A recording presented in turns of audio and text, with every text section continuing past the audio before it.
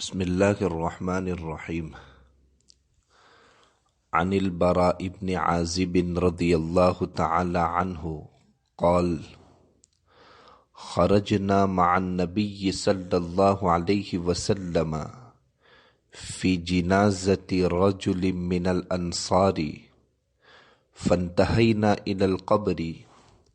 ولما يلحد فجلس رسول الله صلى الله عليه وسلم وجلسنا حوله كأن على رؤوسنا الطير۔ مسند احمد کی یہ روایت ہے اور محدثین نے اس روایت کو صحیح قرار دیا ہے اور اس کے تمام راوی ثقہ ہے۔ حضرت برا بن عازب رضی اللہ تعالی عنہ فرماتے ہیں کہ ہم نبی کریم صلی اللہ علیہ وسلم کے ساتھ ایک انصاری شخص کے جنازے میں گئے اور ہم قبر کی جگہ پہنچے اور ابھی تک میت کو قبر میں نہیں اتارا گیا تھا، تو رسول اللہ صلی اللہ علیہ وسلم بیٹھ گئے اور ہم بھی آپ کے ارد گرد بیٹھ گئے، گویا کہ ہمارے سروں پر پرندے ہیں۔ صحابہ کرام رضوان اللہ علیہ مجمعین نبی کریم صلی اللہ علیہ وسلم کی خدمت میں اتنے باادب ہو کر بیٹھتے تھے کہ اپنے سروں کو بھی حرکت نہیں دیتے تھے۔ رسول اللہ صلی اللہ علیہ وسلم کی اطاعت اور اتباع تو امت پر فرض ہے ہی اور ہونا بھی چاہیے، کیونکہ انبیاء کے بھیجنے کا مقصد ہی اس کے بغیر پورا نہیں ہوتا۔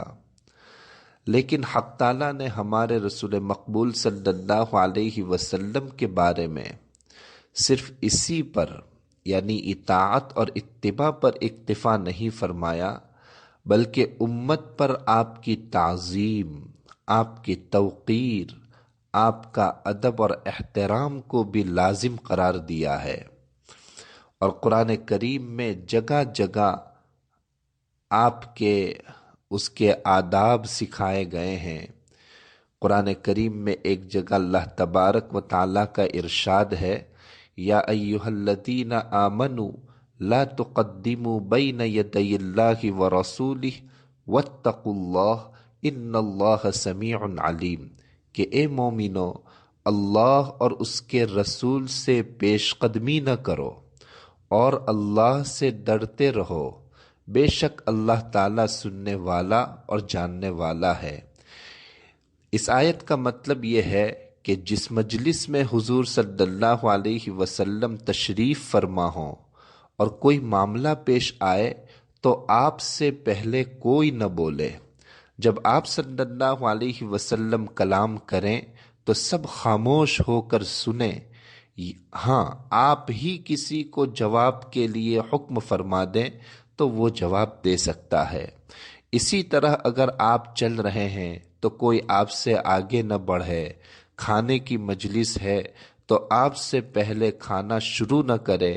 ہاں اگر آپ کی تصریح یا اشارے سے ثابت ہو جائے کہ آپ خود ہی کسی کو آگے بھیجنا چاہتے ہیں، جیسے سفر اور جنگ کے موقع پر ایسا ہوتا تھا، تو الگ بات ہے۔ اسی طرح ایک جگہ اللہ تبارک و تعالیٰ کا ارشاد ہے: یا ایھا الذین آمنوا لا ترفعوا اصواتکم فوق صوت النبی ولا تجہروا لہ بالقول کجہر بعضکم لبعض ان تحبط اعمالکم وانتم لا تشعرون، کہ اے ایمان والو، بلند نہ کرو اپنی آوازیں نبی کی آواز سے اونچی، اور نہ ان سے ایسے کھل کر بولا کرو جیسے آپس میں کھل کر بلا تکلف بولا کرتے ہو، کبھی تمہارے اعمال برباد ہو جائیں اور تم کو خبر بھی نہ ہو۔ صحابہ کرام رضوان اللہ علیہ مجمعین باوجود یہ کہ ہر وقت ہر حال میں رسول اللہ صلی اللہ علیہ وسلم کے شریک کار رہتے تھے، اور ایسی حالت میں احترام اور تعظیم کے آداب ملحوظ رکھنا بہت مشکل ہوتا تھا، لیکن جب یہ آیت کریمہ نازل ہوئی تو اس آیت کے نازل ہونے سے صحابہ کرام کا یہ حال ہو گیا کہ امام بیہقی رحمۃ اللہ علیہ نے ابو بکر رضی اللہ تعالیٰ عنہ کا مقولہ نقل فرمایا ہے کہ قال ابو بکر رضی اللہ عنہ لا اکلمک الا کاخی السراری حتی القی اللہ عز وجل، کہ حضرت ابوبکر رضی اللہ تعالی عنہ نے یہ عرض کیا کہ اب مرتے دم تک آپ صلی اللہ علیہ وسلم سے اس طرح بات کروں گا جیسے کوئی کسی سے سرگوشی کرتا ہو۔ حضرت عمر رضی اللہ تعالی عنہ کے بارے میں آتا ہے، بخاری میں ہے کہ فما کان عمر یسمع رسول اللہ صلی اللہ علیہ وسلم بعد هذه الآیة حتی یستفہمہ، کہ حضرت عمر رضی اللہ تعالی عنہ اس آیت کے نازل ہونے کے بعد رسول اللہ صلی اللہ علیہ وسلم سے اس قدر آہستہ بولنے لگے کہ بعض اوقات دوبارہ پوچھنا پڑتا تھا۔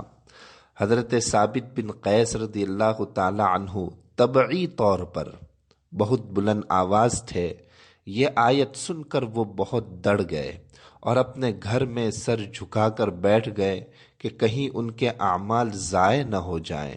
پھر نبی کریم صلی اللہ علیہ وسلم کے تسلی اور جنت کی بشارت دینے پر آپ کو سکون ملا اور باہر تشریف لائے، جس کے بعد انہوں نے اپنی آواز کو پست کر لیا، حالانکہ ان کی آواز طبعی تھی، پھر بھی اس بات کا اہتمام فرمایا۔ حضرت سائب بن یزید کہتے ہیں کہ دو آدمی مسجد نبوی میں اونچی آواز سے بات کر رہے تھے، جن کو بلا کر حضرت عمر رضی اللہ تعالی عنہ نے فرمایا کہ تم کہاں کے رہنے والے ہو؟ انہوں نے کہا کہ طائف کے۔ تو حضرت عمر رضی اللہ تعالی عنہ نے فرمایا کہ لو کنتما من اہل البلد لاوجعتکما ترفعان اصواتکما فی مسجد رسول اللہ صلی اللہ علیہ وسلم۔ یہ واقعہ بھی بخاری میں مذکور ہے کہ اگر تم شہر مدینہ والوں میں سے ہوتے تو میں تمہیں سزا دیتا، تم رسول اللہ صلی اللہ علیہ وسلم کی مسجد میں اپنی آوازوں کو بلند کرتے ہو۔ یہ لوگ طائف کے علاقے کے تھے۔ حضرت عمر رضی اللہ تعالی عنہ نے اس لیے درگزر فرمایا کہ وہاں کے لوگوں کو شاید رسول اللہ صلی اللہ علیہ وسلم کے روضہ اطہر اور مسجد کی حرمت و عظمت کا پوری طرح علم نہ ہو۔ اس سے معلوم ہوا کہ آپ کی قبر مبارک کے سامنے بھی زیادہ بلند آواز سے سلام و کلام کرنا ادب کے خلاف ہے۔ اسی طرح جس مجلس میں رسول اللہ صلی اللہ علیہ وسلم کی احادیث پڑھی جائے یا بیان کی جا رہی ہوں، اس میں بھی شور و شغب کرنا بے ادبی ہے، کیونکہ آپ کا کلام جس وقت آپ کی زبان مبارک سے ادا ہو رہا ہو، اس وقت سب کے لیے خاموش ہو کر اس کا سننا واجب اور ضروری تھا۔ اسی طرح بعد وفات، آپ کی وفات کے بعد جس مجلس میں آپ کا کلام سنایا جاتا ہو، وہاں شور و شغب کرنا بے ادبی ہے۔ ایک مقام پر اللہ کے رسول صلی اللہ علیہ وسلم کی تعظیم کے بارے میں اللہ تبارک و تعالیٰ نے ارشاد فرمایا، لا تجعلوا دعاء الرسول بینکم کدعاء بعضکم بعضا، کہ مومنو رسول کے بلانے کو ایسا خیال نہ کرنا جیسا تم آپس میں ایک دوسرے کو بلاتے ہو۔ مطلب یہ ہے کہ آپ صلی اللہ علیہ وسلم کو نرمی، عاجزی اور تواضع سے مخاطب کریں اور آپ کی تعظیم اور توقیر کو ملحوظ خاطر رکھیں۔ ایک مقام پر قرآن کریم نے ارشاد ہے، فَالَّذِينَ آمَنُوا بِهِ وَعَزَّرُوهُ وَنَصَرُوهُ وَاتَّبَعُوا النُّورَ الَّذِي أُنزِلَ مَعَهُ أُولَئِكَ هُمُ الْمُفْلِحُونَ، کہ جو لوگ نبی پر ایمان لائے اور ان کی تعظیم کے ساتھ حمایت کی اور ان کی مدد کی اور جو نور ان کے ساتھ نازل ہوا ہے اس کی پیروی کی، وہی فلاح پانے والے ہیں۔ ایک مقام پر ارشاد ہے انا ارسلناک شاہدا ومبشرا ونذیرا لتؤمنوا باللہ ورسولہ وتعزروہ وتوقروہ، یقیناً ہم نے تجھے گواہی دینے والا اور خوشخبری سنانے والا اور ڈرانے والا بنا کر بھیجا تاکہ اے مسلمانوں تم اللہ اور اس کے رسول پر ایمان لاؤ اور اس کی مدد کرو اور اس کا ادب کرو۔ ان آیات سے حضور اکرم صلی اللہ علیہ وسلم کی تعظیم، عظمت اور ادب و احترام ظاہر ہوتا ہے۔ قرآن مجید میں ایک مقام پر اللہ تبارک و تعالیٰ کا ارشاد ہے ان الذین یؤذون اللہ ورسولہ لعنہم اللہ فی الدنیا والآخرہ واعد لہم عذابا مہینا، کہ جو لوگ ایذا پہنچاتے ہیں اللہ کو، تکلیف پہنچاتے ہیں اللہ کو اور اس کے رسول کو، ان پر اللہ کی لعنت اور پھٹکار ہے، اس دنیا میں بھی اور آخرت کے اس ابدی جہاں میں بھی، اور اس نے تیار کر رکھا ہے ان کے لیے ایک بڑا ہی رسوا کن عذاب۔ آپ صلی اللہ علیہ وسلم کی عظمت و احترام سے متعلق احادیث تو بہت کثرت سے وارد ہوئی ہے، اور اسی وجہ سے اگر نعوذ باللہ تعالی کوئی مسلمان نبی کریم صلی اللہ علیہ وسلم کی گستاخی اور توہین کر دے، آپ کی بے عزتی کرے نعوذ باللہ،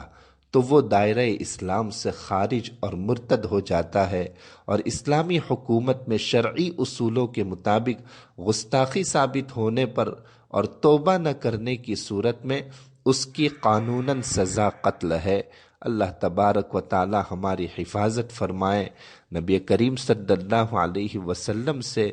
دل و جان سے محبت کرنے کی ہمیں توفیق عطا فرمائے، اور آپ کی تعلیمات پر چلنے کی ہمیں توفیق عطا فرمائے، اطاعت اور تابعداری کے ساتھ آپ کی قدردانی اور عظمت کی ہمیں توفیق عطا فرمائے۔ آمین۔ السلام علیکم ورحمۃ اللہ وبرکاتہ۔